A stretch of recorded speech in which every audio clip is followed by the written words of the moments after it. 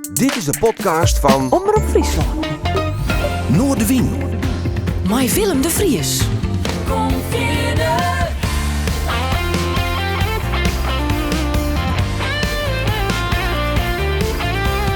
Alles wat te spelen. Omroep Friesland.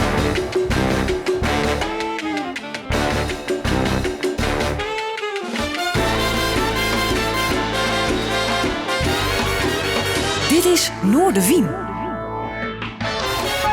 Goeie, en welkom bij Noordewien. Joet bij mij een gast om de tafel.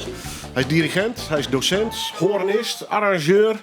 En hij is verbonden aan het Fries Symfonieorkest. En die vieren het komend weekend hun 60-jarige jubileum. Ik ben blij dat hij er is, want hij had het altijd druk. En dan had ik het namelijk gewoon een echte muziekliefhebber, Gerhard Drijvers. Welkom. Dankjewel. Fijn om hier te zijn. Ja, nou, ik vind het hartstikke leuk dat je er bent. Van origine Granger. Groningen, ja, zeker. En tegenwoordig Almere. Ik woon tegenwoordig in Almere. Ja. Wat omzwervingen, gestudeerd in Den Haag. Daarna in de Bollenstreek gaan wonen. Toen Alphen aan de Rijn. En uiteindelijk weer een klein stukje terug naar het noorden, Almere. Ja. Hoe is het? Het is goed. Het is goed. Ja, het gaat goed. Leuke dingen te doen. Ja, het gaat goed. Achtbaan qua drukte? Ja, ik vind het altijd lastig. Want alle dingen die ik doe, die vind ik leuk.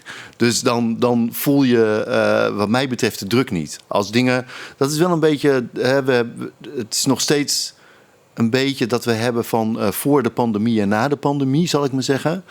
En ik heb tijdens die pandemie, het is voor iedereen natuurlijk moeilijk geweest. Voor muzici, maar ook voor mensen die heel ander werk hadden. Voor de zorg enzovoort. Maar ik heb toen wel gedacht van, wat wil ik nou nog als die pandemie over is? Dat klinkt heel erg van, wat wil ik met de rest van mijn leven tot ik doodga? Maar zo bedoel ik het niet. Maar toen heb ik wel gedacht van, ik wil eigenlijk proberen om alleen nog maar dingen te doen waar ik energie van krijg. En die ik echt leuk vind. Omdat het ook maar, en daar zijn we nu met z'n allen mee geconfronteerd, ook maar zo heel abrupt niks meer kan zijn. Het is wel een lesje in nederigheid. Het is een lesje in nederigheid, in dat het bestaan toch niet maakbaar is. Wat we natuurlijk allemaal misschien hebben gedacht. Raar, hè? Die illusie. De illusie. Maar ook dat, en dat is grappig, want mijn broer die zei dat. Mijn oudste broer, we hebben een familie-app. En op een gegeven moment zei mijn oudste broer in die familie-app, ik wil jullie er wel op wijzen dat degenen die ons door deze pandemie slepen, dat de sectoren zijn waar onze regering met een satanisch genoegen op heeft bezuinigd de laatste jaren. En daar bedoelde hij mee zorg, veiligheid, maar ook cultuur. Want heel veel mensen realiseren niet dat als ze naar Netflix kijken, ik noem maar een dwarsstraat, hè, dat heeft misschien veel mensen door die pandemie heen geholpen, in ieder geval qua vermaak, dat daar makers achter zitten. En die makers, dat zijn muzici, dat zijn acteurs, dat is dus die cultuur. Ja. En een hele structuur natuurlijk. Hè? Want voordat ene meneer Lammers uit Brabant in een prachtige misdaadserie op Netflix te zien is, daar zit natuurlijk een heel systeem onder van hoe krijgen we uit 1000 talenten die in die Netflix-serie spelen. Precies. Maar die 1000 moeten we wel scouten. En die moeten wel een podium hebben. En die moeten de verenigingen van wijzen. Zeker. Het is een piramide. Het is een piramide. En dat je voor klassieke muziek. En die piramide, en daarom is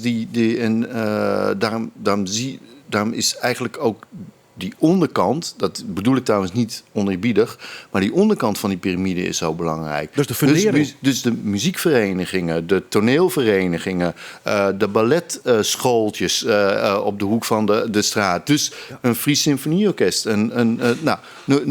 Wat je al niet hebt. Als die op een gegeven moment niet meer bestaan, dan is die top van die piramide, hoe dan? Hetzelfde voor het voetballen. Jongens met voetballen. Dan kunnen wij het met Ajax en het oranje elftal. Ik moest schudden. Dus. Ja, maar dat geldt voor al die sectoren. En wij staren ons dan blind op alleen die top, denk ik wel eens. Maar ik denk van maar als je de breedte niet hebt, als je geen muziekonderwijs geeft, als je geen cultuuronderwijs geeft, heel veel andere redenen waarom je dat in optiek zou moeten geven. Namelijk dat je moet weten waar je vandaan komt en waar je daarmee naartoe kan gaan. Dat verbindt mensen in een land. En dat verbindt ook mensen in een land waar men tegenwoordig echt overal vandaan komt in dit land. En als we onze eigen cultuur niet meer omarmen, hoe kunnen wij dan van nieuwkomers verwachten dat zij zich in onze cultuur, dat ze daar één mee worden?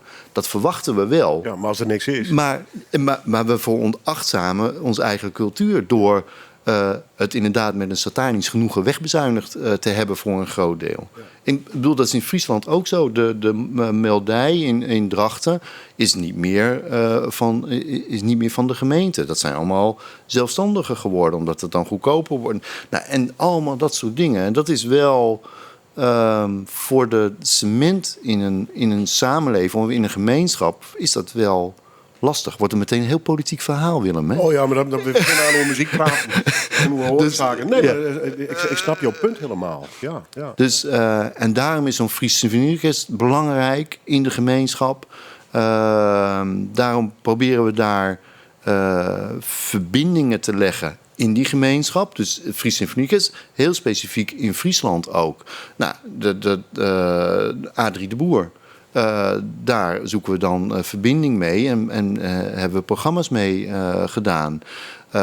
We hadden de afgelopen maart hebben we in het provinciehuis in Friesland gespeeld. Dat was de commissaris van de Koning. Die had een avond georganiseerd voor de zorg als dankje pandemie. Zijn we weer. En daar hebben we met Adrie de Boer gespeeld. Om juist die verbinding te maken. Cultuur, Friesland, mensen. Ja, het is Meeskewerk, hè? Het is Minskenwerk. Minske. We zijn allemaal Minske. Even naar de roots. Grens. Ja, Groningen. Stadjer of Ommelanden? Stadjer. Stadjer. Ja. Een echte stadjer? Een echte stadjer. Ja. Welke buurt? Selwert. Oké. Dat is het noorden van de stad. Vinkhuizen kent iedereen wel. Paddenpoel, noorden van de stad. Daar kom ik vandaan. Wat voor buurt hier? Het was een hele gemengde buurt. Moet je misschien... mijn ouders zijn heel bewust in het noorden van de stad gaan wonen. Omdat het zuiden van de stad... Zoals in bijna elke stad is het zuiden van de stad... is de dure en de villa-wijk. Het is ook iets warmer van. Zo vaak is het warmer. Dus zij heel bewust in het noorden van de stad gaan wonen... omdat daar allerlei pluimage woonde. Of allerlei komaf. Verschillende lagen. Ja, ik vind het altijd lastig om dat zo te benoemen. Ja. Maar hele verschillende beroepen... verschillende achtergronden enzovoort. Dus ik zat op de lagere school... zat ik in een klas met de zoon van de tegelzetter... maar ook met de zoon van de kelner. Maar ik zat daar ook en mijn vader was hoogleraar in Groningen. En dus ze hebben dat heel bewust gedaan. Dus zo'n buurt was dat. En ik moet zeggen, met heel veel plezier gewoond. En later ben ik naar het gymnasium gegaan in Groningen. En dan kom je natuurlijk, hoe stereotyp, alle kindertjes van de internisten en weet ik het allemaal niet tegen. En die woonden allemaal in het zuiden van de stad. Maar ik heb dat nooit als iets ervaren dat ik achtergesteld of waarom zijn wij daar niet gaan? Helemaal niet. Ik heb zeg maar het feit dat ik groot geworden ben met het vervelend woord, maar met mensen uit allerlei lagen van de bevolking, vind ik is een groot goed. Want daardoor kun je ook je misschien een beetje verplaatsen in wat andere mensen meemaken. Bijvoorbeeld in een pandemie. Of bijvoorbeeld nu met de energiearmoede. En het heeft... kijk, in orkesten Ik dirigeer meest amateurorkesten. Fries Symfonieorkest is ook een amateurorkest. Je komt daar allerlei pluimage tegen. Dus als je niet... Weet je, als je dichtklapt, als je iemand tegenkomt waar je misschien in eerste instantie niet meteen naartoe zou gaan, ja, dat kan niet. Dat is ik heb daar veel aan gehad en ik kijk, net als dat wij ook nooit naar het buitenland op vakantie gingen. Gingen altijd naar de Schelling. Skilge, hè? De Skilge. Ja. Altijd. En nog steeds ga ik heel vaak naar de Schelling. Terwijl iedereen in mijn omgeving ging naar Frankrijk of naar... dat was toen in mijn jeugd was dat al heel ver, zal ik maar zeggen. Of naar Italië. Maar nooit heb ik gedacht van... dan moet ik ben achtergesteld, ik moet daar ook heen. Nee, Skilge had alles. De Schelling had alles. Die had zee, zon, zand... alles. Ja, prachtig eiland. Ja. En van Friesland, hè? En van Friesland. En Hessel. En Hessel. Ja, die helaas stopt. Die helaas gestopt, ja. Ik las het ook, ja. Mooi dat je er bent. We gaan muziek draaien. Straks wat meer klassiek. Dat is nog de wereld waar je een beetje uit wij komen. Ja. Maar we begonnen, klassiek, maar op een andere manier. Ramses Shaffi. Ja, het lijkt een beetje van een fantastische zanger. Ja. Geweldig. Ja. Van het niveau Brel, vind ik Ja. persoonlijk. Ja. Maar waarom moesten we dat draaien? Nou, omdat de titel is Zing, Vecht, Huil, Bid, Lachwerk en Bewonder. Dus heel veel dingen, heel veel emoties... wat wij eigenlijk zouden moeten beleven als mensen. Maar de laatste zin is... maar niet zonder ons. Niet zonder ons. En daar zit voor mij de crux misschien wel... dat we samen dingen moeten doen. En dat we samen moeten lachen, samen moeten huilen, samen moeten werken, bidden. Alles samen. Meer proberen verbonden met elkaar te zijn. Dus de laatste zin is voor mij daarin belangrijk in het liedje. Plus dat ik, en dat is een andere kant van het verhaal... ik heb een medley gemaakt van Ramses Shaffi liedjes... dat heet heel simpelweg Shaffi. En dat is een arrangement voor harmonieorkest. Maar die heb ik ook voor symfonieorkest gezet. En die hebben wij met het Fries Symfonieorkest ooit gespeeld. Maar specifiek dat Zing, Vecht, Huil, Bid. En dat niet zonder ons. Dus niet zonder ons makers. Heb ik het dan maar vertaald. De volgende plaat komt van Jessie Norman. Ja. Fantastische zangeres. Of het toch ook een mooie stem had, dan is dit er in ieder geval. Ja. Een stuk van Strauss. Ja. Gaat het om haar of gaat het om een stuk of de combinatie? Het gaat... dat je de vraag stelt is grappig, want zo heb ik er nog niet over nagedacht. Maar je stelt hem en ik denk, oh ja, ik heb er nog meer bij.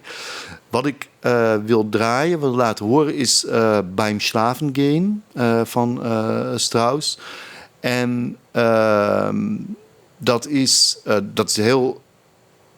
vier laatste lieder vind ik zeg wel eens gekscherend... na de vier laatste lieder had niks meer geschreven hoeven worden. Dat is zo ongelooflijk mooi. Dus ik zou een heerlijke muzikantopmerking dit. Ja, dat is... Maar goed, dat doe ik iedereen mee tekort. Nee, maar ik vind dit is voor de muziekcultuur. Flynn Wicking en Bob Dylan liefhebber hier. Die plaat weer kleren. Ik vind het leuk. Ja. Nee, maar goed, dat doe ik bijvoorbeeld Robert IJsrinkhuizen, die ook komt, dat doe ik hem mee tekort. Komen dan de komma's. Ja, precies. Nee, maar bij hem Slaven Kane, dus vier laatste lieder, ik vind dat zo mooie muziek. En bij hem Slaven Kane specifiek is bij de uitvaart van mijn vader gedraaid. En Jessie Norman met de Gewandhausorchester Leipzig. Jessie Norman in 1983 of in 1984 speelde ik in het EEG Jeugdorkest. En op die tournee was Jessie Norman de soliste. Dus ik heb met haar in de Wiener Muziekverein gespeeld. En vandaar, plus inderdaad wat jij zegt, geweldige zangeres. En dame wie dit in de omgang? Ja, zij was zo groot al toen. Dus ik heb geen woord met haar gesproken. Ik weet het niet. Ik kan niks wel over... Bijna mythisch, ja. Voor mij wel. Maar het mooie is, net als alle donkere soulzangeressen, zoals Diana Ross, noem nog eens een paar. Aretha Franklin, een heel goed voorbeeld daarvan. Ze komen allemaal uit die gospel, uit die zwarte kerken in Amerika. En dat vind ik ook mooi, hoe iemand zich door opleiding, misschien geloof, zing, vecht, huil en bid, misschien zich kan opwerken. Dat vind ik daar mooi aan.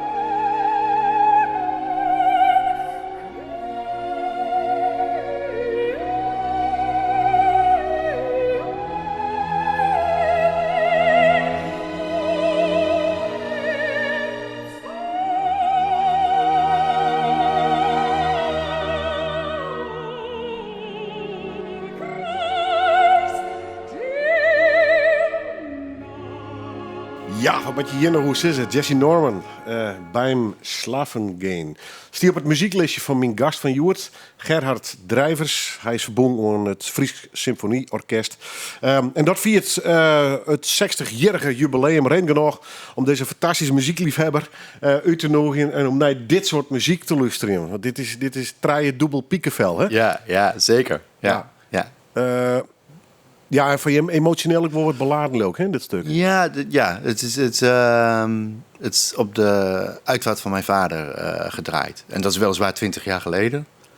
Maar dit is zo... weet je, bij hem Slaven Gehen, dat heeft alles. En dan bijna aan het eind, die vioolsolo met die hoornakkoorden eronder. Ik ben natuurlijk hoornist. Dat is... en dan die zangstem er weer bij. Het is echt zo. Wat ik al eerder zei. Er had niks meer geschreven. Hoeveel woorden hierna. Toen was het wel klaar. Dit stuk, weet je dat toevallig in welke periode dat geschreven is? Het is een van zijn laatste werken. Hij is Richard Strauss in 1949 overleden. In 1862 geboren. Maar pin me daar niet helemaal op vast. Of 1861. Dit is volgens mij uit 1948, 1949. En dat is in dezelfde periode zijn tweede hoornconcert. Is ook een van zijn laatste werken geweest. Is ook aan het eind van zijn leven geweest. Dus dit is daadwerkelijk ook aan het eind van het leven van Strauss zelf geweest. Het begin van je leven. Wat zeg je? Groningen. Ja. Buurt, stad. Mm-hmm. Hij hoogleraar. Wat deed moeder? Mijn moeder was beeldend kunstenaar. Ah. Ja. En zij heeft dingen voor de Nederlandse munt gemaakt.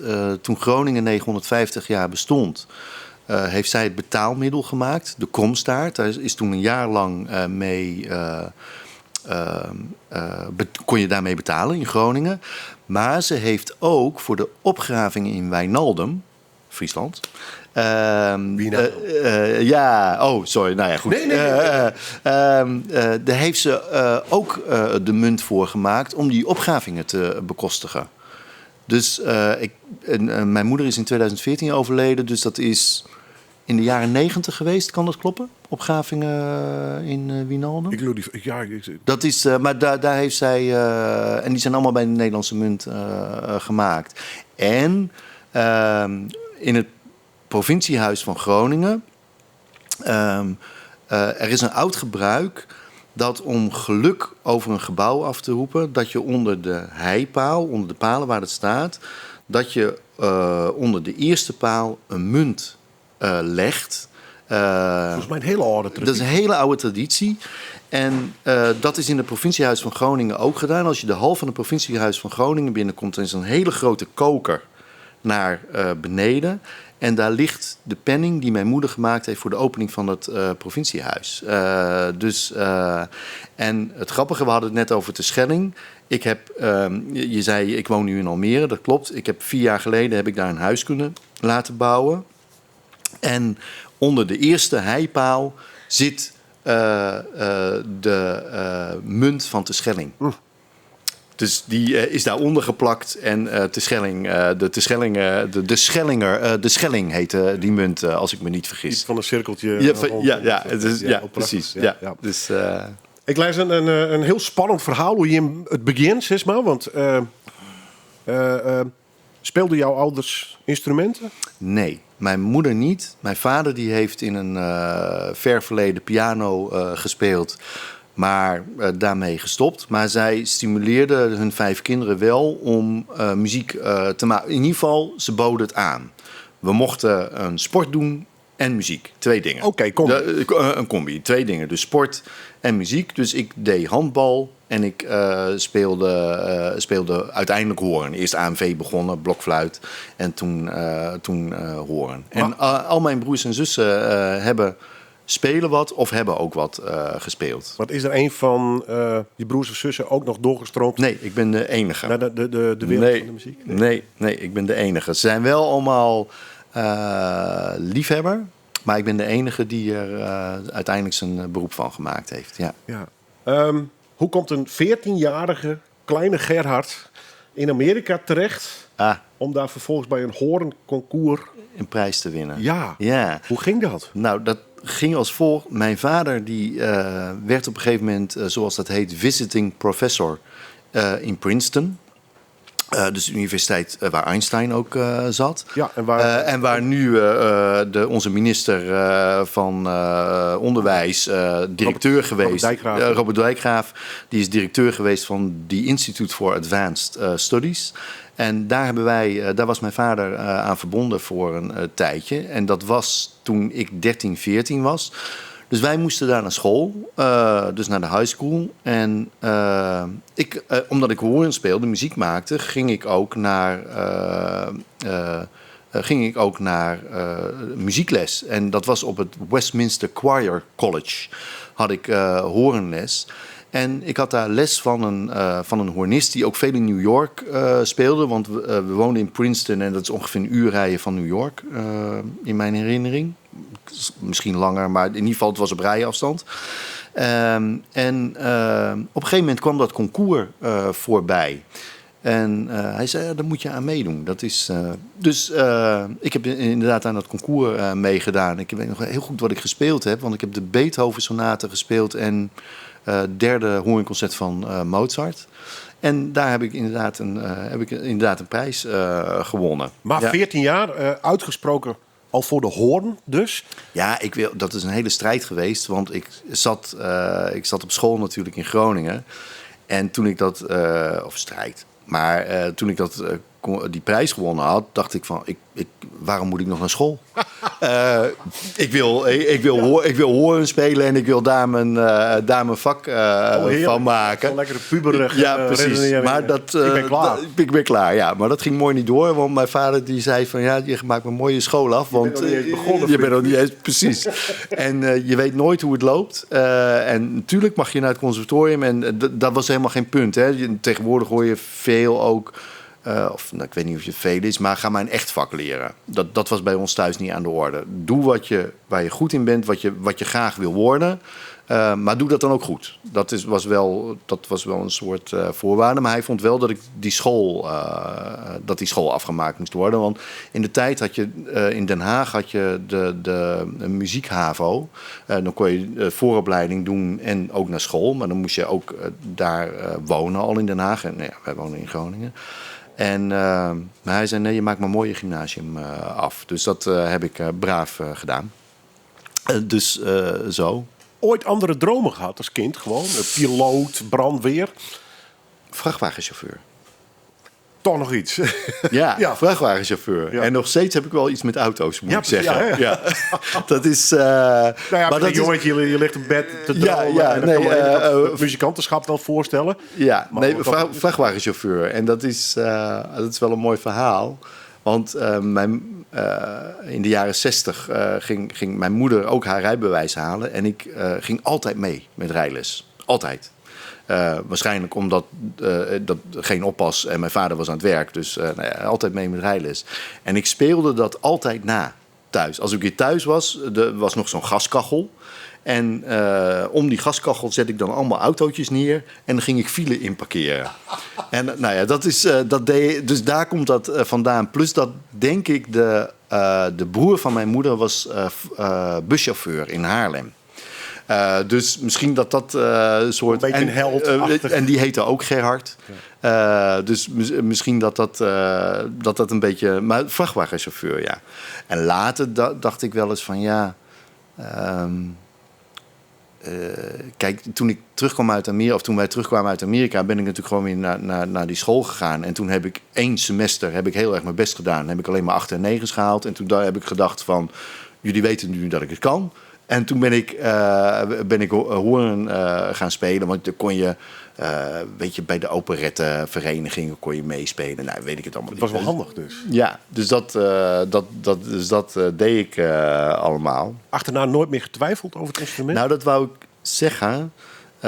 Achteraf denk ik, want dat gymnasium heb ik gewoon net gehaald. Ik heb bij de diploma-uitreiking zeiden ze van, nou, Gerhard, heel knap. Je hebt echt precies gehaald datgene wat je moest halen om die school te halen. Het was economisch. Economisch, heel economisch, want ik wou horen spelen. En later heb ik wel eens gedacht van, had ik nou niet iets beter mijn best kunnen doen en iets meer daarvan op kunnen steken. Maar ja, dat zijn dingen die, dat is geen spijt. Geen spijt, maar wel eens gewoon, weet je... Je kunt het leven niet alles. Nee. Nee. Dat, Het moet ook nog niet allemaal gelukt zijn, toch? nou, en dat is zeker ook niet het geval, kan ik je vertellen. Dus, Nou, het ontbreekt je niet aan lef. Je hebt wel attitude. En heeft je dat heel erg geholpen in je muziekcarrière uiteindelijk? oh, vind je dat? Nou, je komt niet over als iemand die wegkruipt. Je durft wel vooruit te denken, heb ik het idee, met je eigen talenten, of niet? Ja, maar ik twijfel ook enorm.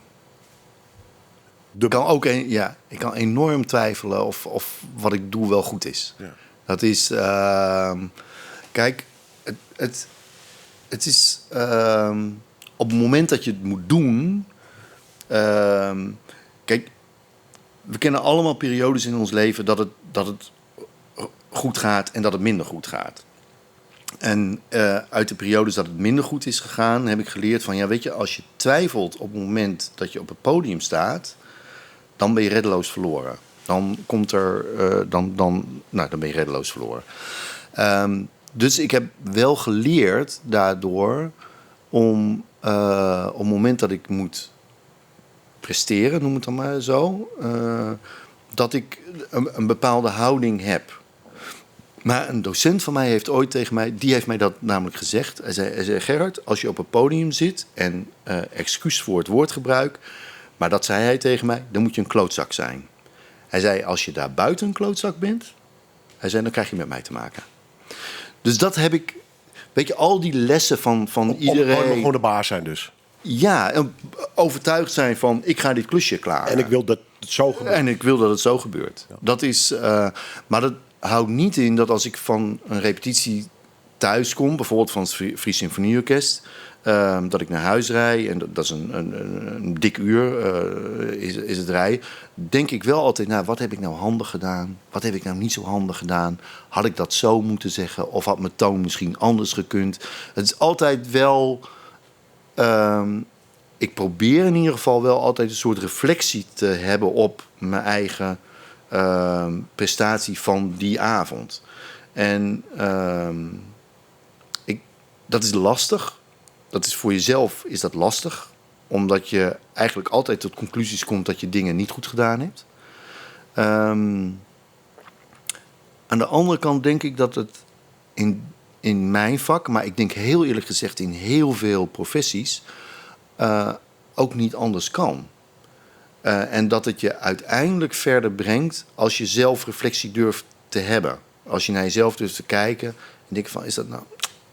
Nee, dat is niet handig. Of, dat was wel heel handig. Kan ook zijn dat je dingen... Dus misschien wat je ziet is... ik rij hier vanochtend heen en ik heb een interview. En dat weet ik. Ik heb een interview met jou en we hebben elkaar wel eerder gesproken. Maar het is een interview.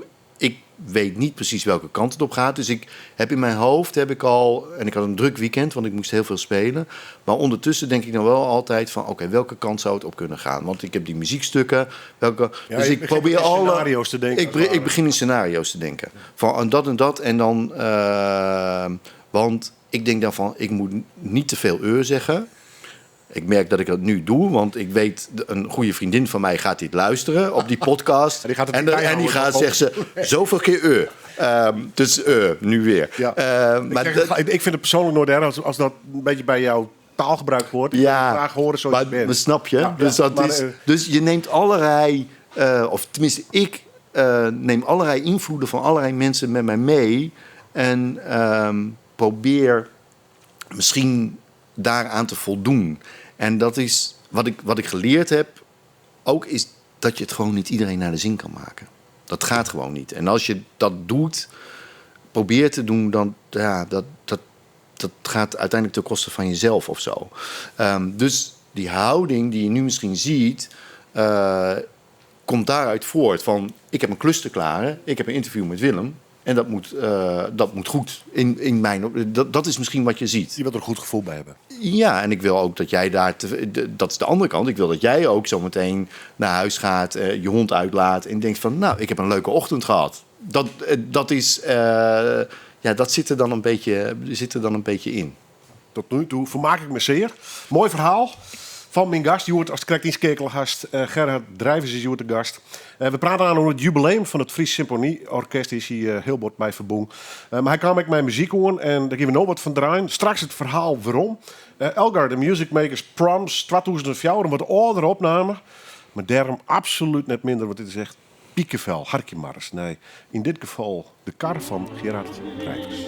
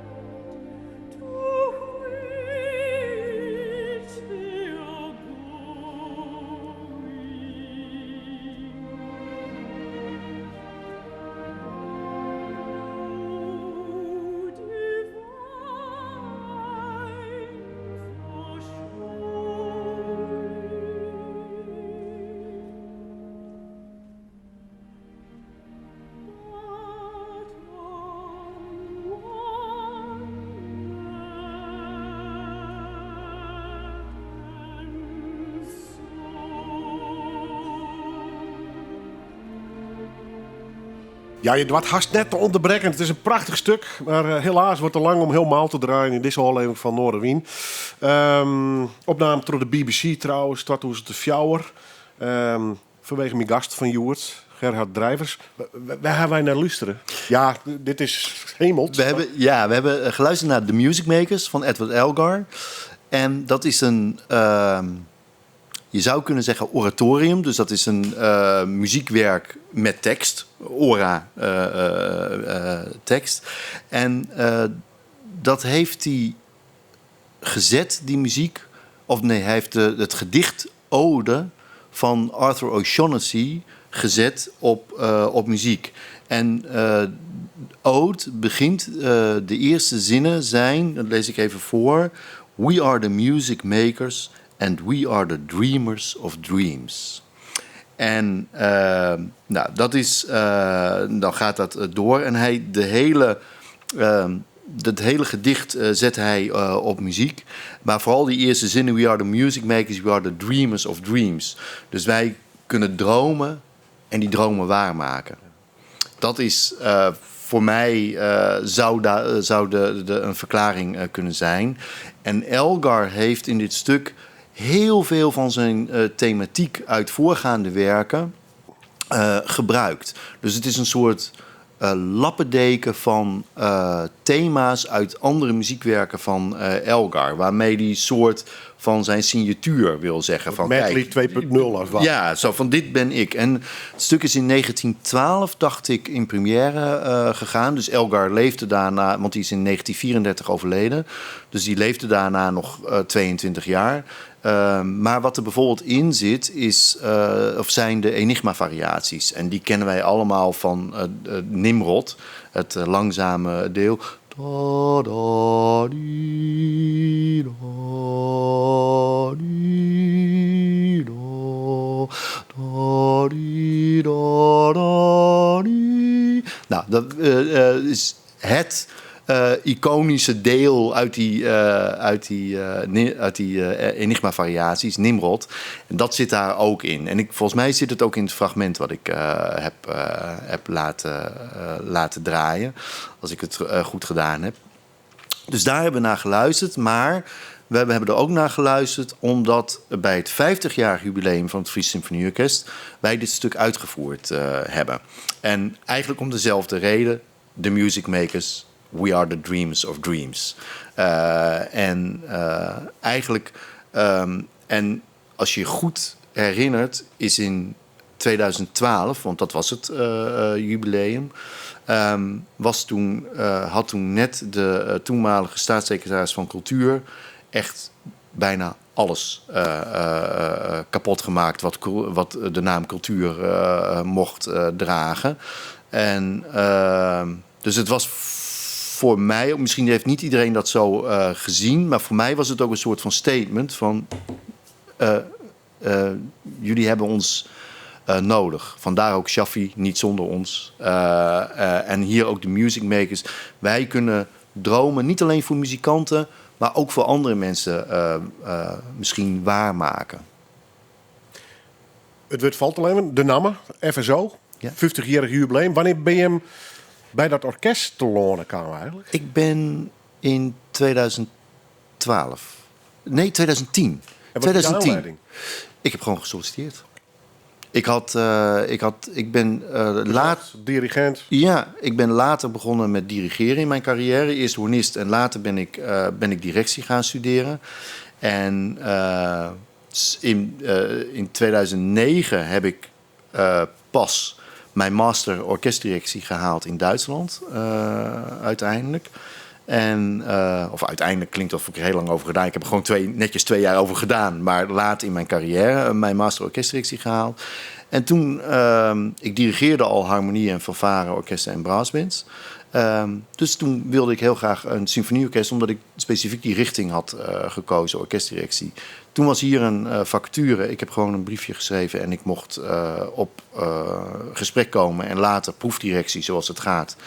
En ze hebben mij gekozen en dat is in 2010 geweest. En in 2012 was dus dat jubileum 50 jaar met de Music Makers.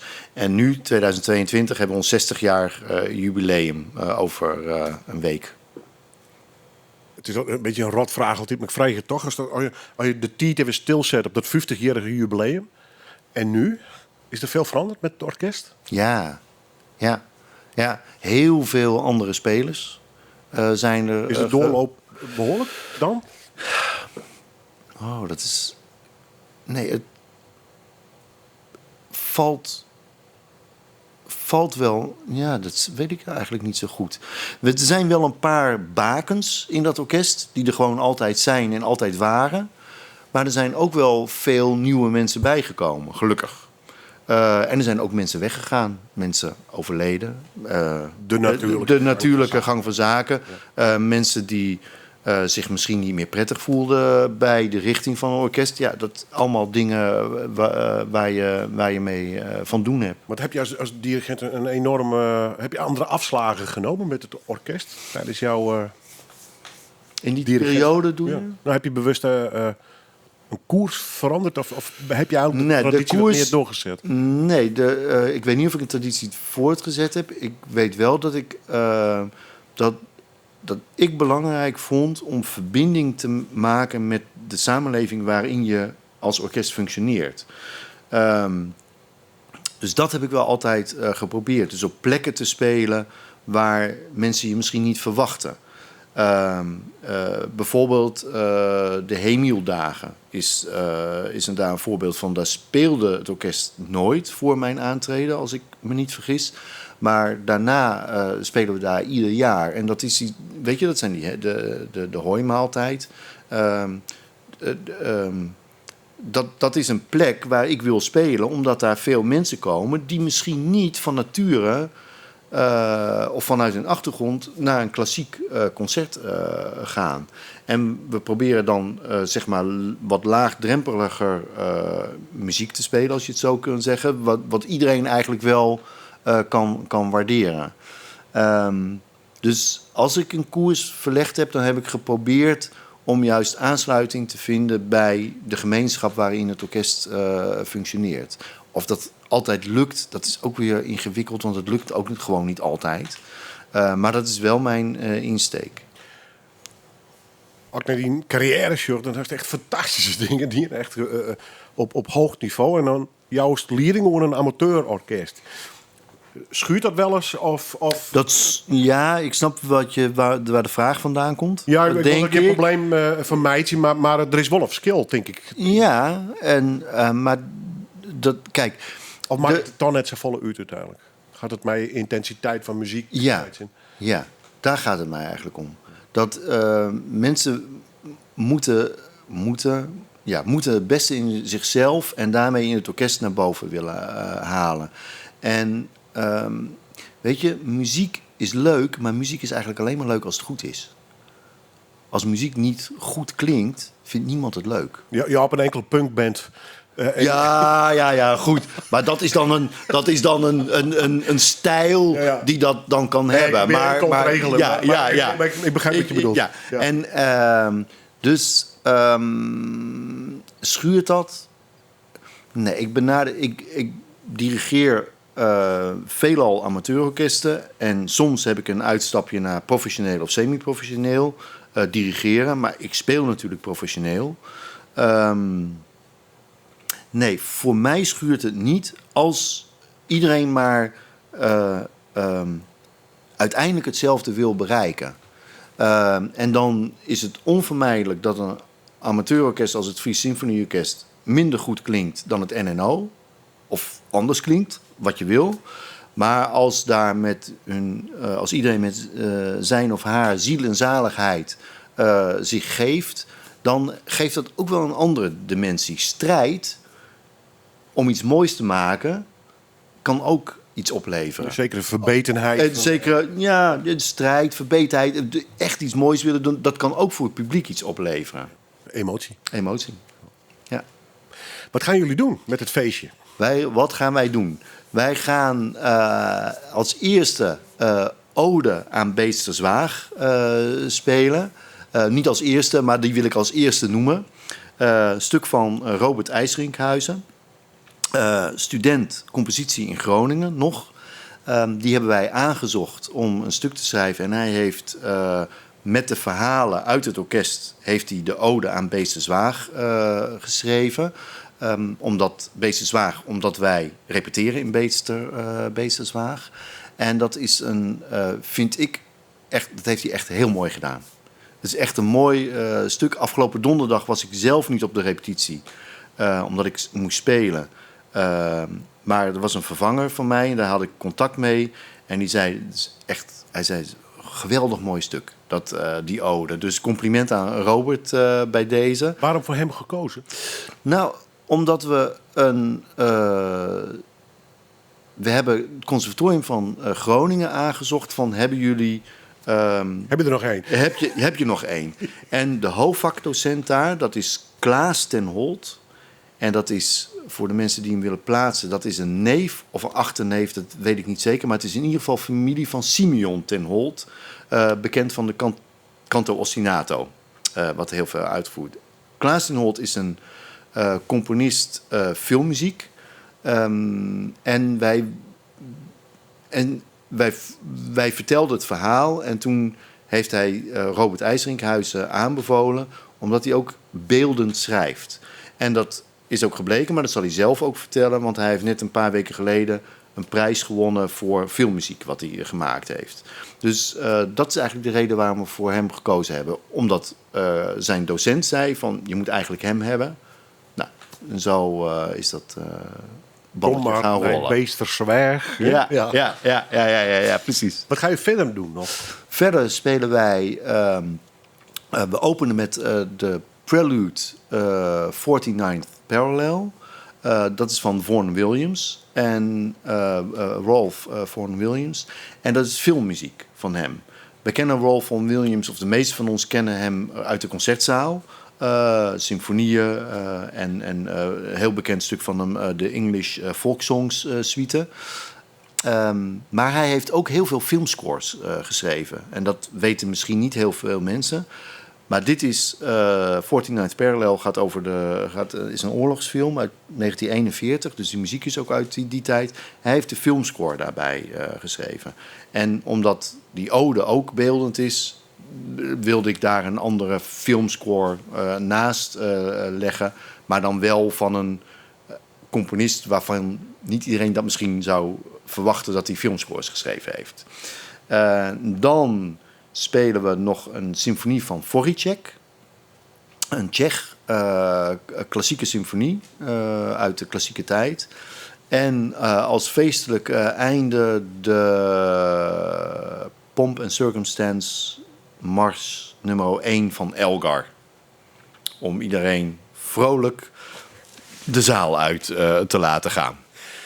Het 60-jarige jubileumconcert van het FSO. We horen het Friesk Symfonieorkest. Met houden komende snijn, 3 november zet in de agenda.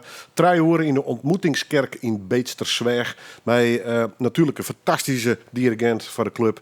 Die wie hier de gast, Gerard Drijvers. Dank. Ik hoop dat ik jou nog eens een keer tref. Dan pruttelen we weer een beetje half Fries, half Nederlands. Ja. Want Johan nog volle meer verhaal, maar helaas, de tijd zit erop. We draaien nog één muziekstuk, zeg ik er maar even bij. Mahler. Mahler, ja. All-time favorite? Ja, en daar zit een verhaal bij. Het is Mahler 2, Auferstehung, dus de opstanding.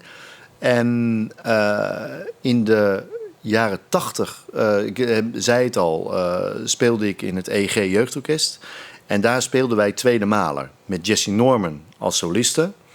En dat laatste deel, Auferstehung, dat is zo geweldig. Dus uit de as alles weer laten herrijzen. En de opname die ik gekozen heb is door het Rotterdams Philharmonisch uit 1990. Want dat was de herdenking van het 80-jarig bombardement van Rotterdam. En daar zit een hele jonge Martin van der Merwe op solohoorn. En Martin van der Merwe was mijn docent aan het conservatorium. Dat is 1. 2 is, je ziet daar een solist staan, alt, Jart van Nes. En ik heb vroeger in het regionaal jeugdorkest gespeeld. En wij speelden toen de Kindertotenlieder van Gustav Mahler met Jart van Nes als soliste. En ik speelde eerste hoorn, dus de solohoorn speelde ik in dat orkest. Dus dat is een linkje. En de andere link is dat Bernard Haitink dirigeert. En Bernard Haitink vind ik zo'n mooie dirigent. Esthetisch mooi, muzikaal. Voor mij bescheiden. Heel erg altijd twijfelend of hij het wel goed doet. In zijn beginjaren altijd bang voor orkesten. Als je zijn interviews leest. Maar door die twijfel denk ik dan stiekem zo groot geworden. En zo'n om te zien gewoon zo'n mooie dirigent. Dus dat zijn de drie linken die daar voor mij in zitten. Dank u wel. Graag gedaan.